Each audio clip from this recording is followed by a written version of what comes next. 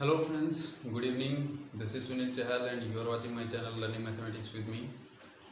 As you know, in ordinary differential equations तक हम exact differential equation कर चुके हैं, उसका सॉल्यूशन कैसे निकालते हैं और इंटीग्रेटिंग फैक्टर के कुछ रूल्स डिस्कस किए थे। एक रूल रहता है वो आज डिस्कस करने वाले हैं। तो क्या है कि if M D X plus N D Y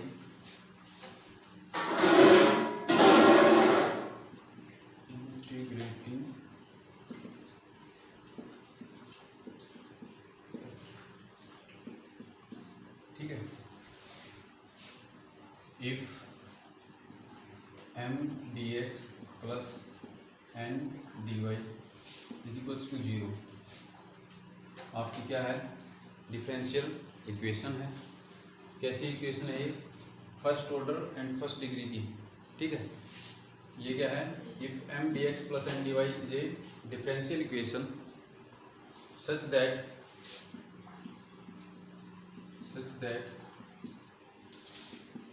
it can be written in the form x raised to power a y raised to power b into m y dx plus n x dy plus x raised to power c y raised to power d into p y dx plus q x dy is equals to 0। अगर कोई differential equation M D X plus N D Y equal to 0 इस form में लिखी जा सकती है, और ये क्या है एग्जैक्ट डिफरेंशियल इक्वेशन नहीं है, क्योंकि अगर एग्जैक्ट है तो इस फॉर्म में लिखी जाए ना लिखी जाए हमें उससे कोई फर्क नहीं पड़ता। ये क्यों कर रहे हैं हम? इंटीग्रेटिंग फैक्टर निकालने के लिए। ठीक है, अगर ऑलरेडी एग्जैक्ट डिफरेंशियल इक्वेशन है तो इंटीग्रेटिंग फैक्टर निकालने की ज़रूरत नहीं है, सीधा आप क्या कर सकते हैं सॉल्यूशन निकाल सकते हैं। ठीक है, तो अगर डिफरेंशियल इक्वेशन को इस फॉर्म में लिख सकते हैं, और जहाँ पर आपके पास क्या है A B C D M N P और क्यू क्या हैं? कॉन्स्टेंट्स हैं। सच दैट आपका क्या है M by N is not equal to P by Q. अगर इस तरह से है then X raise to power alpha Y raise to power beta, ये क्या बनेगा? Integrating factor of the given differential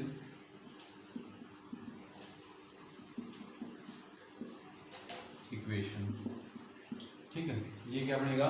integrating factor of given differential equation, जहाँ पर क्या कंडीशन होगी आपके पास कि a plus alpha plus 1 divide by m इसके इक्वल होगा b plus beta plus 1 divide by n and c plus alpha plus 1 divide by p इसके equal होगा d plus beta plus 1 divide by q। इसको वैसे याद रखने की इतनी ज़रूरत नहीं है। हम क्या करेंगे कि अगर डिफरेंशियल इक्वेशन इस फॉर्म में है आपकी, जहाँ पर क्या है A B M N C D P और क्यू क्या हैं? कॉन्स्टेंट्स हैं। और सच दैट कैसे कॉन्स्टेंट हैं कि अगर एम बाई एन और पी बाई क्यू लूँ तो वो दोनों का रेशियो क्या नहीं आना चाहिए? सेम नहीं आना चाहिए। अगर ऐसी कंडीशन है तो आपके पास क्या होगा? इंटीग्रेटिंग फैक्टर इस फॉर्म में आएगा, यानी कि एक्स की कुछ पावर होगी इंटू वाई की कुछ पावर होगी। ठीक है, तो वो क्या बनेगा? Integrating factor. और अगर ऐसा इंटीग्रेटिंग फैक्टर बनेगा तो हमें क्या करना है? गिवन डिफरेंशियल इक्वेशन से क्या करेंगे? मल्टीप्लाई। फिर जो नई डिफरेंशियल इक्वेशन आएगी उसमें curl M upon curl Y and curl N upon curl X निकालेंगे और दोनों को इक्वल पुट करते हैं, क्योंकि इंटीग्रेटिंग फैक्टर होगा तो क्या बन जाएगी डिफरेंशियल इक्वेशन? एग्जैक्ट और एग्जैक्ट बन जाएगी तो curl M upon curl Y किसके इक्वल होगा, curl N upon curl X के। दोनों को वहाँ पर इक्वल रख के कोफिशिएंट कंपेयर करेंगे एक्स वाई की टर्म्स के, तो वहाँ से आपके पास अल्फा और बीटा की वैल्यू आ जाएगी। उस वैल्यू को इक्वेशन में पुट कर देंगे, फिर वहाँ से आपको फिर m और n की जो वैल्यू मिलेगी उससे आप क्या कर सकते हैं, डिफरेंशियल इक्वेशन का सॉल्यूशन निकाल सकते हैं। तो एग्जांपल से देखते हैं कि कैसे निकालेंगे।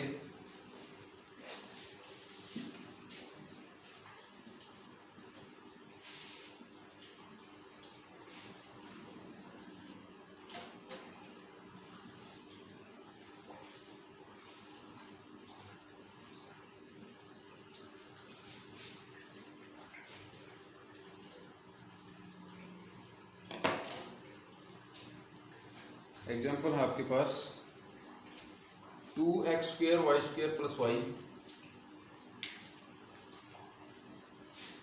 इक्वेशन दी हुई है 2x² y² plus y into dx minus x³ y minus 3x, x³ y minus 3x into D Y is equals to 0। ये आपको क्या दी हुई है, डिफरेंशियल इक्वेशन। ये आपका क्वेश्चन MDU 2013 4 और 2001 BSc एग्जाम में पूछा गया था। तो देखते हैं कैसे होगा ये। अगर इन दो टर्म से मैं x² y कॉमन ले लूँ तो क्या आएगा, x² y इंटू यहाँ क्या बचेगा 2y into dx minus x² y जा चुका है, क्या बचेगा सिर्फ x इंटू dy। ठीक है, फिर क्या आएगा, ये यहाँ पर y है और यहाँ पर सिर्फ x है तो कॉमन कुछ ले नहीं सकते, तो यहाँ पर प्लस सीधा क्या आएगा y dx minus minus plus 3x dy is equals to 0। उस इक्वेशन से अगर कंपेयर करूँ, क्या थी equation, x raise to power a y raise to power b into m y dx plus n x dy plus x raise to power c y raise to power d into p y dx plus q x dy is equals to 0। ये थी आपकी, अगर differential equation को इस form में लिख सकते हैं, और जहाँ पर क्या है a b m n c d p and q क्या हैं, कॉन्स्टेंट्स हैं, और m by n और p by q का अगर रेशियो देखूँ तो क्या आना चाहिए, डिफरेंट आना चाहिए। ठीक है, तो यहाँ पर इससे कंपेयर करूँ तो a की वैल्यू क्या आ रही है 2 एंड b की वैल्यू क्या आ रही है 1, m की वैल्यू क्या आ रही है 2, n की वैल्यू क्या आ रही है -1, c और d की वैल्यू 0, c 0 d 0, p की वैल्यू 1, q की वैल्यू 3। ठीक है, तो यहाँ से m by n करूँ तो क्या आएगा 2/-1। ठीक है, और p by q करूँ तो कितना आएगा 1/3। क्या दोनों इक्वल नहीं है, इसका मतलब आपका इंटीग्रेटिंग फैक्टर किस फॉर्म में होगा, x raise to power alpha and y raise to power beta, इस फॉर्म में आपका क्या होगा इंटीग्रेटिंग फैक्टर। या तो आप वो याद रख लो कि a plus alpha plus 1/m is equals to क्या होगा b plus beta plus 1/n, वो बड़ा। या फिर आपको कुछ नहीं करना, सीधा अगर ये इंटीग्रेटिंग फैक्टर बनेगा तो इसको डिफरेंशियल इक्वेशन से मल्टीप्लाई कर दूं और वो क्या बनेगी एग्जैक्ट, वहाँ से curl M upon curl y निकाला, curl N upon curl x निकाला, दोनों को कंपेयर किया, वहाँ से आपको अल्फा बीटा की वैल्यू मिल जाएगी। तो वही करेंगे, इनको भूल जाओ।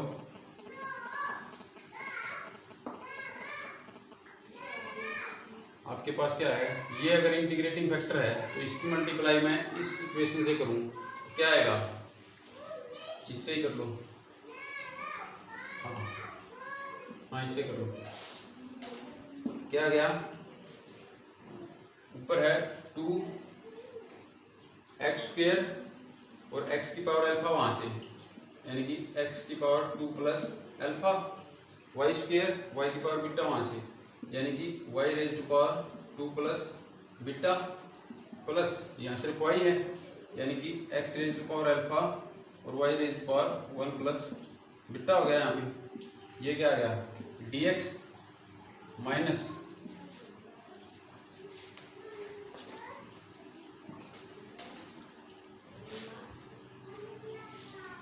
x³ है और x की पावर अल्फा वहां से, यानी कि x raise to power 3 plus alpha, y raise to power 1 plus beta minus 3 times x raise to power 1 plus alpha and y raise to power beta into dy equals to 0।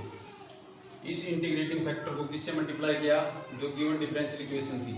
ठीक है, अगर ये integrating factor है तो ये differential equation multiply करने के बाद क्या बनेगी, एग्जैक्ट डिफरेंशियल इक्वेशन।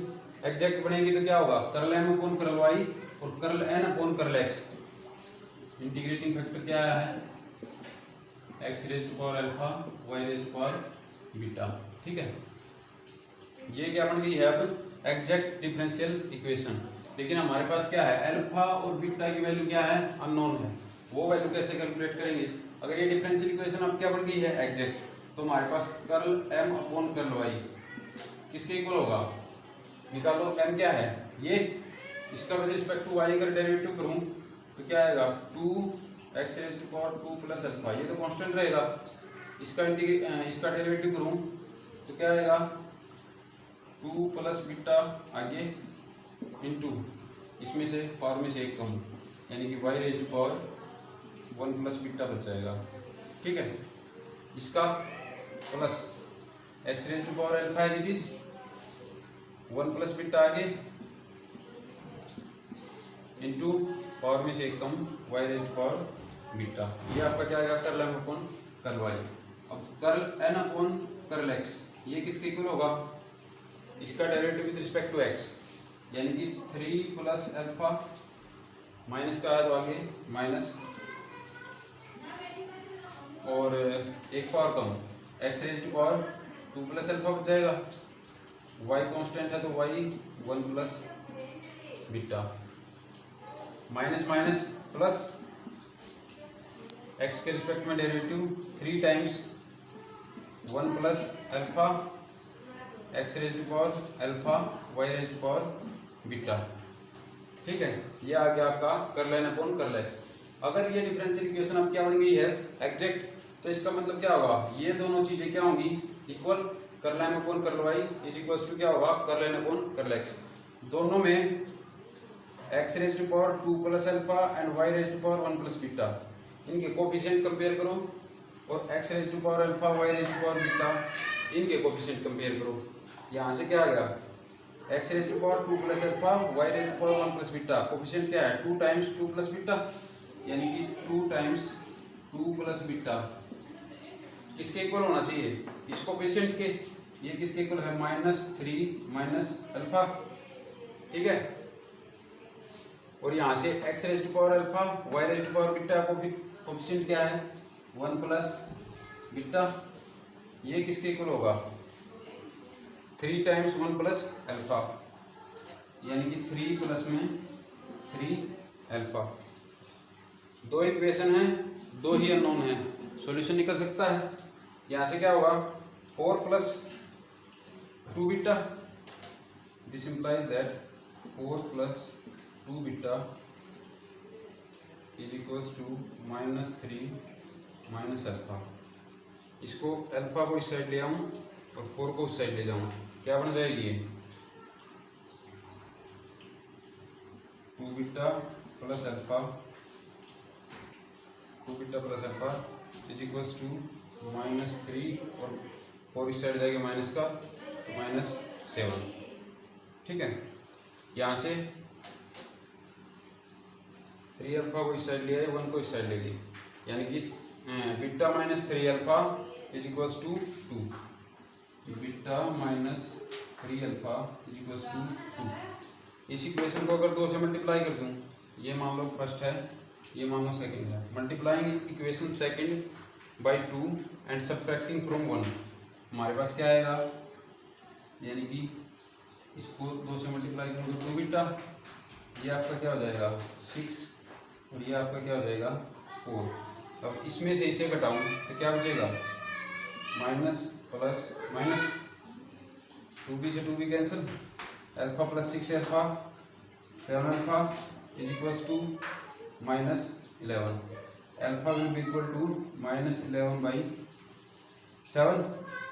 तो बीटा की वैल्यू क्या आएगी, यहाँ अल्फा की वैल्यू पुट करो, माइनस 11 बाई 7, उस साइड जाके प्लस, यानी कि हमारे पास क्या आएगा 2 बीटा इज इक्वल्स टू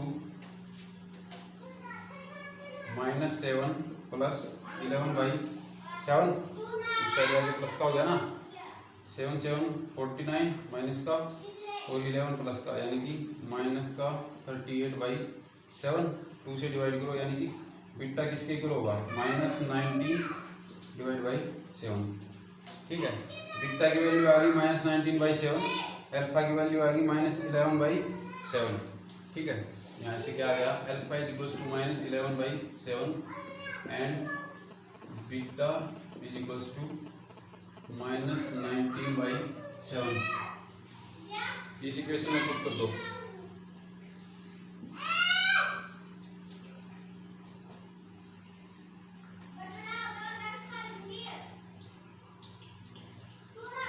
अगर इसमें पुट करूं अल्फा की वैल्यू तो हमारे पास क्या आएगा, 2x raise to power 2 plus alpha, alpha की वैल्यू है माइनस 11 बाई 7, 2 प्लस अल्फा करूंगा तो 72 14 माइनस 11 यानी कि 3 बाई 7 आएगा। y raise to power 2 plus beta, 2 plus beta क्या आएगा 7 into 14 minus 5 by 7, y raise to power minus 5 by 7, आगे क्या है plus x raise to power alpha है, अल्फा की वैल्यू है माइनस 11 बाई 7, यानी कि x raise to power minus 11 by 7 into y क्या है 1 प्लस बीटा, 1 प्लस बीटा करेंगे तो 7 माइनस 12 होगा शायद, हाँ माइनस 12 बाई 7। ठीक है, 1 प्लस बीटा की वैल्यू क्या आएगी minus 12 by 7 into dx minus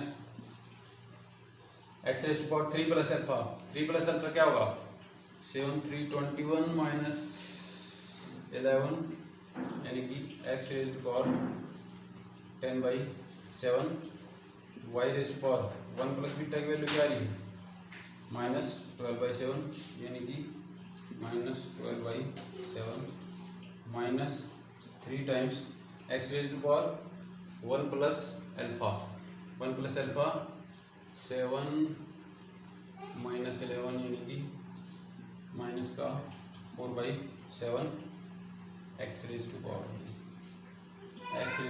minus 4 by 7 और y raise to power beta यानी कि y raise to power minus 19 by 7 into D Y is equals to 0। ये इक्वेशन बन गई, अल्फा बीटा की वैल्यू पुट करी तो ये बन गया। ये क्या है एग्जैक्ट डिफरेंशियल इक्वेशन। अगर ये एग्जैक्ट डिफरेंशियल इक्वेशन है तो सॉल्यूशन क्या होता है, इंटीग्रेशन y को क्या लेना है constant m dx plus integration terms in n free from x y के रिस्पेक्ट में इज इक्वल्स टू कांस्टेंट। पर क्या n के अंदर कोई भी टर्म फ्री फ्रॉम x है, यहाँ पर x raise to power 10 by 7 है, यहाँ पर x raise to power minus 4 by 7, यानी कि फ्री फ्रॉम x कोई भी टर्म नहीं है इनके अंदर। इसका मतलब क्या होगा, इसकी जगह तो क्या आ जाएगा 0 इंटू डी वाई, इसका इंटीग्रेशन कांस्टेंट होगा, उधर कांस्टेंट है ही, उस साइड ले जाएंगे तो कांस्टेंट रहेगा। तो यानी कि ये इंटीग्रेशन करने की आपको कोई ज़रूरत नहीं है, सिर्फ आपको क्या करना है integration m with respect to x taking y as constant is equals to c, जो कि क्या है इंटीग्रेशन कांस्टेंट। तो m की वैल्यू क्या है हमारे पास, ये इसका इंटीग्रेशन करना है आपको टेकिंग y एज कांस्टेंट, यानी कि इंटीग्रेशन हो अगर y कांस्टेंट है, चलो पहले ऐसे लिख लो 2x raise to power 3/7 y raise to power -5/7 plus x raise to power -11/7 into y raise to power -12/7 और इसका derivative with respect to x, integration with respect to x, sorry, ये किसके इक्वल होगा, कांस्टेंट के equal. ठीक है, तो यहाँ से दोनों को अलग अलग कर लूँ, यानी कि इंटीग्रेशन हो, यहाँ पर 2 भी कांस्टेंट है, y भी 2y रेज़ टू पावर -5/7, अंदर क्या बच गया x raise to power 3/7 into dx plus ये कांस्टेंट है y रेज़ टू पावर -12/7 बाहर, integration of x raise to power -11/7 into dx is equals to constant. इसका इंटीग्रेशन क्या होगा 2y raise to power -5/7 as it is. Integration में क्या होता है x raise to power n है तो x raise to power n+1 divide by n+1, यानी कि इसमें एक ऐड करूँ तो क्या आएगा 3/7 + 1 10/7, ये आएगा x raise to power 10/7 divide by 10 और बाई वाला 7 ऊपर चला गया 7, 2 से 10 कैंसिल 5, ठीक है, प्लस यहाँ पे क्या आएगा y raise to power -12/7 as it is. इसका integration x raise to power n तो n+1/n+1, इसमें +1 करेंगे तो क्या आएगा x raise to power -11/7 plus 1, यानी कि x रेज़ टू पावर -4/, हाँ x raise to power -4/7 divide by क्या करना -4/7, बाई वाले 7 को क्या ले गया ऊपर ले गया, ठीक है, तो ये हो गया, माइनस को यहाँ ले लिए, माइनस का ये, यहाँ से आपके पास क्या आ गया, ये 2 कैंसिल हो चुका है, यहाँ 10 की जगह 5 आ गया, ठीक है, इसको यहाँ लिखो, तो हमारे पास क्या आ गया solution 7/5 y raise to power -5/7 into x raise to power 10/7 minus 7/4 y raise to power -12/7 x raise to power -4/7 is equals to constant. ये आपका क्या आ गया solution of the given differential equation, ठीक है। तो यही रहता था आपका, अब तक हमने एग्जैक्ट डिफरेंशियल इक्वेशन की पहले, फिर ट्रायल मेथड से इंटीग्रेटिंग फैक्टर निकाला, फिर 3-4 रूल और डिस्कस किए कि अगर होमोजीनियस टाइप की डिफरेंशियल इक्वेशन है तो इंटीग्रेटिंग फैक्टर क्या होगा, अगर आपकी function of X Y into Y D X plus function of X Y into X D Y differential equation है तो उसके लिए सॉल्यूशन क्या होगा, ठीक है। तो फिर उसके बाद क्या curl M upon curl Y minus curl N upon curl X divide by M, अगर वो फंक्शन ऑफ एक्स ओनली आ रहा है तो इंटीग्रेटिंग फैक्टर क्या बनेगा, और अगर curl N upon curl X minus curl M upon curl Y divide by N, अगर वो फंक्शन ऑफ वाई ओनली आ रहा है तो इंटीग्रेटिंग फैक्टर क्या बनेगा, और लास्ट आपका ये वाला, ठीक है। तो आपका फर्स्ट चैप्टर कंप्लीट हो चुका है ऑर्डिनरी डिफरेंशियल इक्वेशन से। तो नेक्स्ट चैप्टर में आपके पास है, अब तक हमने सिर्फ किया था कि differential equation with first order and first degree. Next chapter में आपके पास होगा ऑर्डर फर्स्ट ही रहेगा लेकिन डिग्री ज़्यादा होगी डिफरेंशियल इक्वेशन की, ठीक है। तो आज के लिए इतना ही, thanks for watching guys and please do like share and subscribe, thank you.